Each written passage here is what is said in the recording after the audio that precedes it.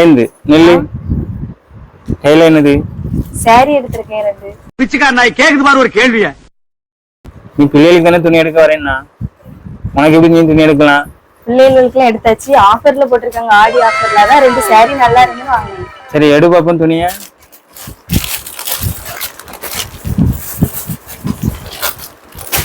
பரவாயில்லையா, நீ கூட அழகா கலர் செலக்ட் பண்ணி எடுத்திருக்கிய. சரி எவ்வளவு சாரி? ஆஹா, 1000 ரூபான்னு சொன்னா 2 நாளைக்கு சோறு தர மாட்டாங்க.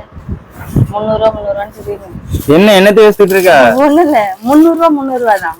ஒரு மனுஷன் போய் பேசலாம், ஆனா ஏக்கர் கணக்கில் எல்லாம் பேசக்கூடாது. பரவாயில்லையா, ரேட்டு கம்மிக்கு எடுத்திருக்கா, நம்பவே முடியல. கூட அந்த சாரியை கூட பாப்போம்.